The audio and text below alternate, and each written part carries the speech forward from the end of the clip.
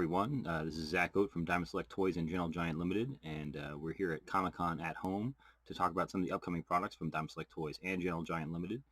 In between our presentation, we're going to be talking to some of the people behind those products, and they're going to give us some insight into what goes into their creation. So let's get started.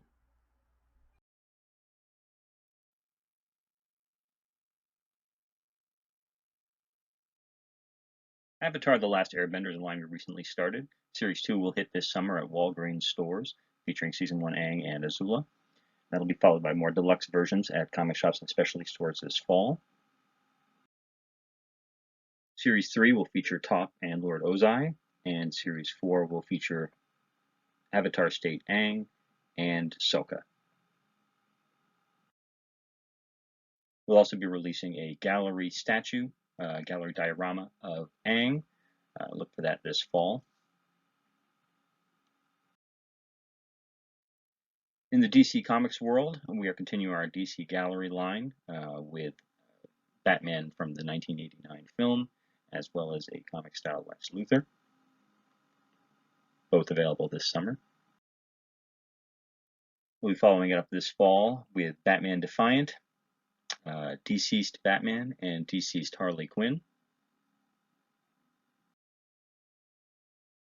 And this winter, we will be offering Superman Ascendant and Lobo, our first deluxe DC gallery piece on his motorcycle. We talked to Alterton, who designed and sculpted Superman. And here's what he had to say. What specific artists or issues inspired this piece? This piece was a great piece to start working with, because I'm a huge fan of DC 80s style. Like you remember the DC style guides, that most of it was drawn by Jose Luis Garcia Lopez. Yes. So I try to capture that concept, that idea of Superman. That 80 looks. Besides, there was a cool comic tune in TV about Superman, about the Super Friends, about back in the days. So I try to do that Superman, that expression, that face, that pose. Is it, now this is a piece that you designed as well as sculpted. Is it easier to work from a design that somebody else has handed you, or to work on something as you go and come up with it on your own? Was there a 2D design that you did for this piece? No, I didn't start it with a 2D.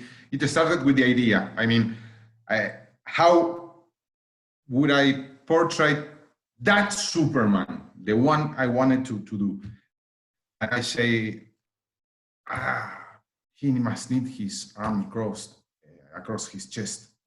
I mean, looking just, wait, you know what you are gonna do?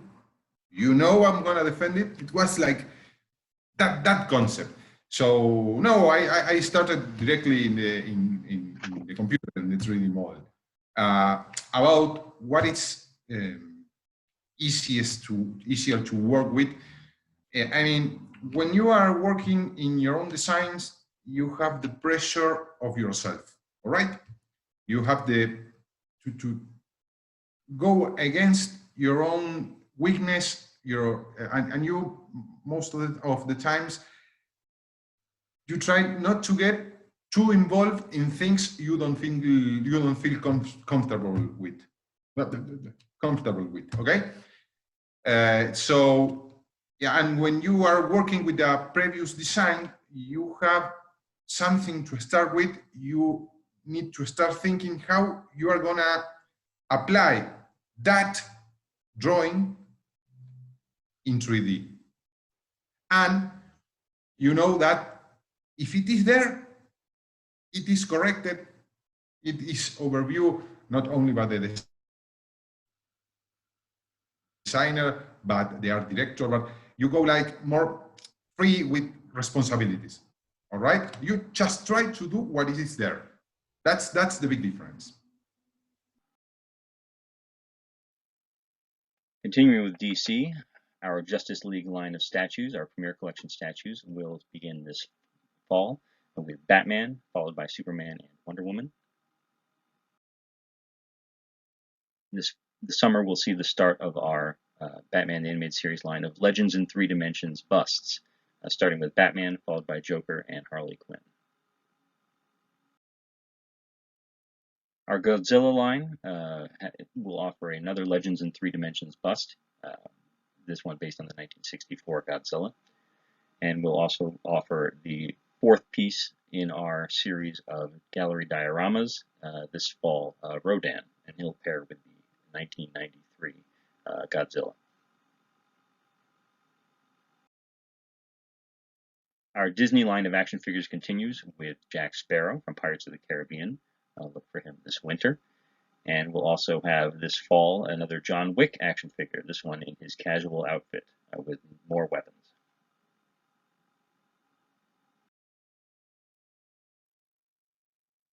Our first Invader Zim gallery diorama will feature Zim and Gur, and this piece will be available this fall.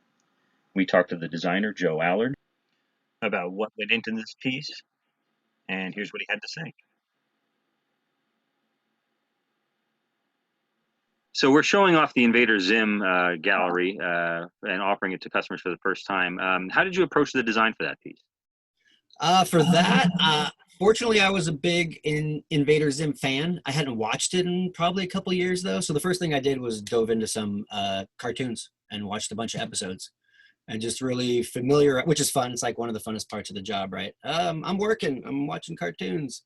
But it was great to re-familiarize myself with him and just, you know, whatever quirks or characterizations I wanted to try and, you know, squeeze into the statue, basically. That's the challenge, is especially Zim. I've never worked on Zim before, and I don't think there's a lot of Zim product other than a few action figures here and there. So it was like my chance, like, you know, encapsulate the character. How do I capture this awesome, quirky character in this one little, you know, plastic statue that we're trying to create here? So I just watched it again and then filtered through a bunch of reference and just chose a pose, which is actually nothing super original. It's something he does a lot in the cartoon, but I felt it really captured who he was and his plans. And, you know, Gerd just sitting over to the side being like, whatever, drinking his soda, you know, it just kind of tried to capture all of the show into one little, you know, fun little diorama. And I had to get some of his, you know, techno arms and doodads in there.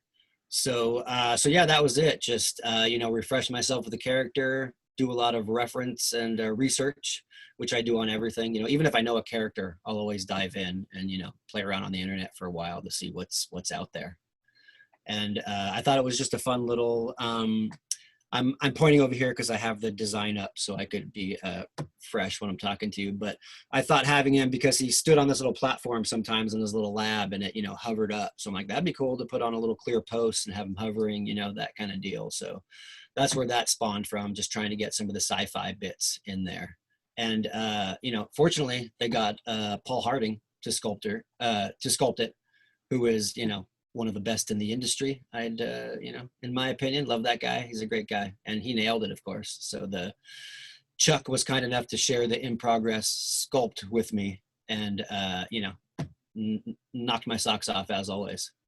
So always super happy, and it usually happens that my designs end up in the hands of some, you know, brilliant sculptor that makes it look better than it did, you know, in 2D. They always improve it, fortunately. So yeah, super stoked with the way it came out. I can't wait to get one, as a matter of fact. Our Iron Giant Select action figure will come out this summer with removable S shield and a removable magnetic Hogarth. It is fully articulated with light up eyes. Our line of Lord of the Rings action figures will start this fall with, and each deluxe figure will include Sauron parts for a Sauron Build-A-Figure. Series 1 will feature Legolas and Gimli, and then in the early 2021, we'll be offering Frodo with a Nazgul Ring Wraith. Our Mortal Kombat line of gallery dioramas continues. Following Sub-Zero, we will offer Katana, available this fall, and Scorpion, available in early 2021.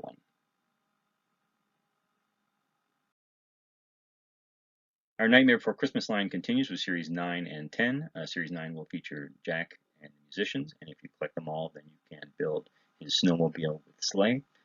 And Series 10 will feature the Corpse family, Mr. Hyde, Mrs. Claus, and Cyclops.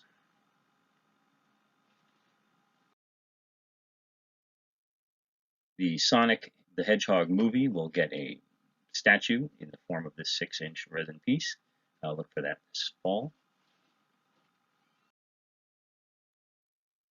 Bruce Lee will receive a milestone statue in early 2021. This is a larger piece, approximately 14 inches high.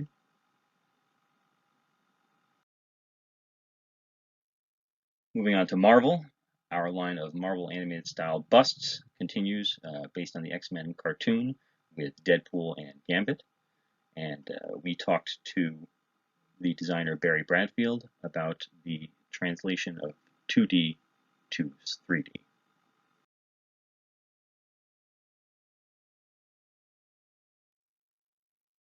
So Barry, you design most of the animated style busts that we do. Is there is it more challenging to design something based on 2D art versus based on a three-dimensional person, like a real-life person?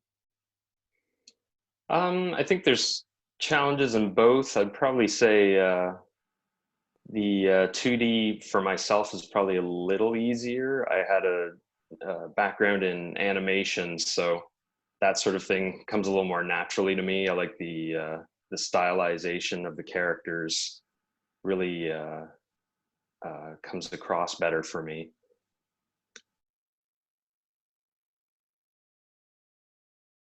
Our Marvel Gallery line of dioramas continues. These are PVC pieces. Taskmaster will hit this fall, followed by Spider-Man, the Pumpkin Bombs version of Spider-Man this winter. And that piece will be wall mountable, so you can either display it on a shelf or on your wall. We'll be offering 2 pieces based on the Deadpool movie, one a gallery diorama, and one a Premier Collection statue, which will be available this fall.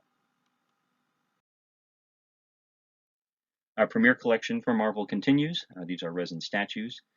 Bullseye, Old Man Logan, and the Hulk will all arrive starting this summer.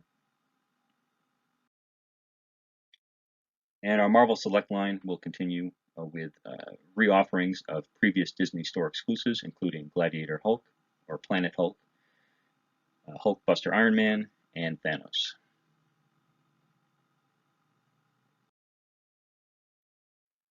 The Marvel Minimates line continues with its landmark 80th series. This series is based on the world of Marvel espionage, including some ex-SHIELD agents. And these are going to be, these are 2-inch minifigures, fully posable and fully interchangeable. Series 81 will be based on the Dark Phoenix saga and include new characters, Lilandra, Gladiator, and Corsair. We talked with Minimates designer Barry Bradfield about what goes into the design of a Minimate, and here's what he had to say.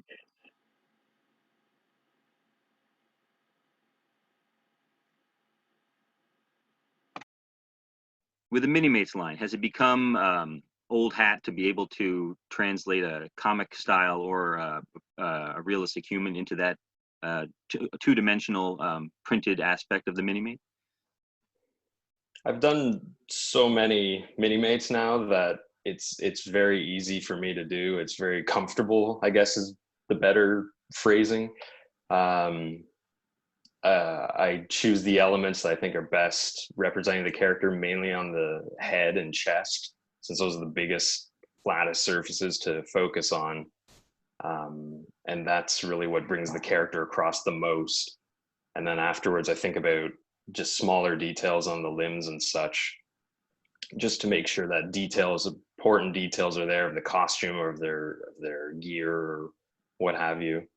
But now, especially with the Marvel Minimates, I've probably done the most of them. So it is very, very comfortable for me to get those done quickly, and I think in a way that I hope fans like. I think we know fans are still with us, considering we're at Series 80, which is going to be coming out very soon. We've shown Series 80, the Spy Wave, Series 81, which is Dark Phoenix. Are there any hints you can give us about Series 82? We could just say that it's going to be a fantastic wave. Ooh, all right.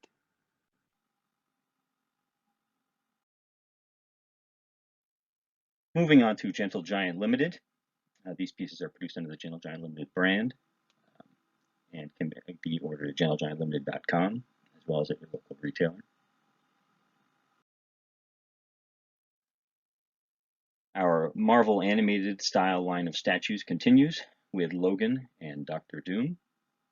Logan will be available this summer, followed by Dr. Doom this winter.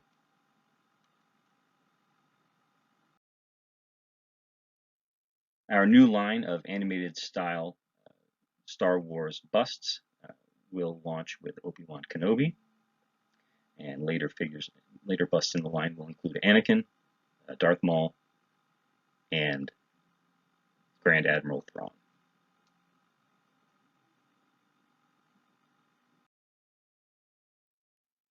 Our next realistic 1/6 scale bust will be Sabine Wren. This is a realistic version of the animated character from Star Wars Rebels. This will be available this winter. And it comes with interchangeable arms and an interchangeable head. We talked with designer Barry Bradfield about translating a 2D animated character into a realistic character, and here's what he had to say. You designed our Sabine Wren bust, which is a realistic take on an animated character. What were some of the challenges in capturing Sabine Wren in that style? For that, mainly it's thinking about what the character would look like if they were in a live action movie. So you sort of have to do some research on what they were going for in generalizing the character for animation. So I'd have to look at Mandalorian armor, things like that, to see what sort of aspects are in the live action version, and then take those over to the design, since that detail may not necessarily be there on the animated show. There was also the thought of what the character would look like, what the actor, quote unquote, would look like in live action. Because the faces are so stylized, like Sabine has very large eyes and very expressive features that aren't necessarily on a normal human being. So you have to think about those sort of things and make sure that they translate well.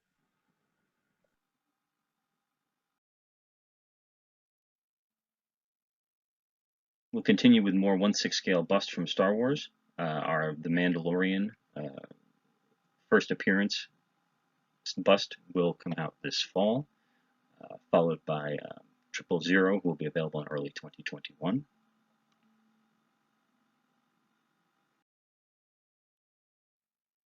Members of our Premier Guild were recently able to vote on which piece would be one of their Premier Guild gifts in 2020 and 2021. Tesek Malakili, Klaatu, and Dr. Evazan were all candidates. And if you want to see who won, you can head over to gentlegiantlimited.com.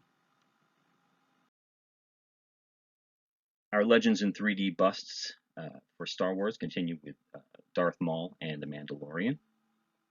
Kylo Ren is available now. Look for the Mandalorian this summer, followed by Darth Maul this winter.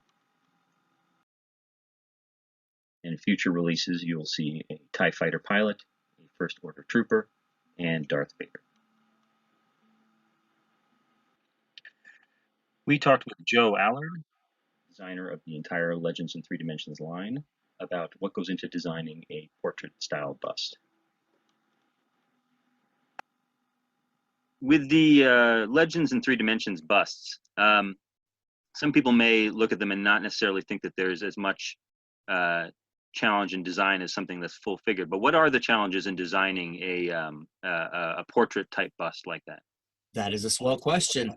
Obviously, you don't have to worry about the whole body, but to be honest, the way I approach it is to think of the whole body, actually. And it helps, you know, the biggest challenge I'd have to say is capturing a character in, you know, this much frame. You know, you're only got so much. You don't have the body language or the weapons really, or the environment to really tell the story that you normally do with a statue. So it is a bit challenging, and as any fan of the Legends line can tell, I'm probably a bit insanely against a straightforward classic bust. You know, all my busts are looking this way, looking this way, looking that. You know, I'm trying to capture a bit of the character in that little close-up, basically. You know, you've got an extreme close-up, and you're like, how do you express? And even harder, a lot of the guys are wearing masks. You know, so how do you express something? So it's like Spider-Man. This is boring Spider-Man to me, but if I imagine him doing a Spider-Man thing and then I capture that one little part of him, to me, that's more expressive. It tells more of a story, and it's, you know, way more interesting to look at than, you know, just Spider-Man. You know, if you're doing like a commemorative tribute, you know, something bronze or marble, sure, do a classic Greek bust. But otherwise, you know, I will force sometimes, maybe to the detriment, I don't know, some kind of gesture. You know, because when it's stiff, it could be a helmet. You know, it could just be a costume piece or a prop piece. I want it known that it's the character. It's a bust, and you know, there's a human in there or something in there. You know, so those are the challenges, and it's and then after that, I mean, some of the most fun for me, the pose is the first thing I worry about, really. You know, Chuck and I work out what costume it is, whether it's classic, modern, that sort of thing, and then I'll worry about the pose, and then the base is I love to get involved in the bases, because that's your one, like I was talking about, that's my one opportunity to put something personal in it and, you know, really ground that bust sort of deal. You know, tell a little bit more of a story. With, you know, the Jedi, it's easy to do a lightsaber, so I'll inspire it on that, but I'll try and base it something personal that has to do with the character, you know, and that's always a lot of fun to dive in. It's like, how do I tell this character story, you know, now in a base sort of deal. So sometimes it's easy, like Jack, you know, compass, boom, looks like a base. It's personal to him. It was easy to do.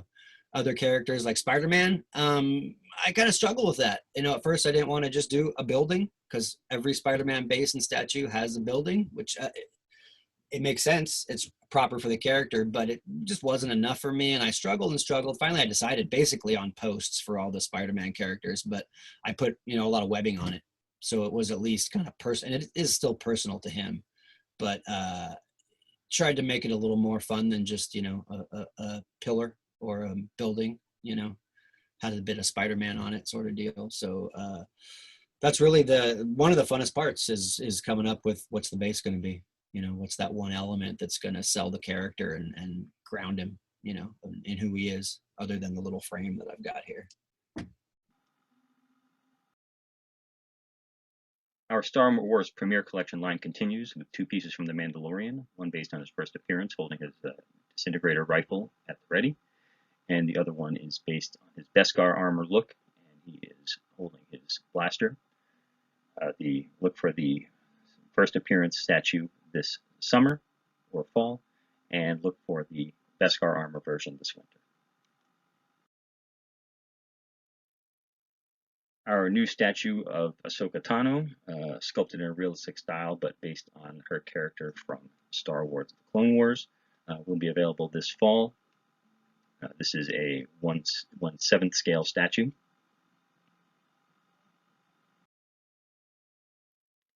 And finally, our Star Wars Milestones line continues with this 1/6 statue of Darth Vader in his famous pose from the end of Empire Strikes Back.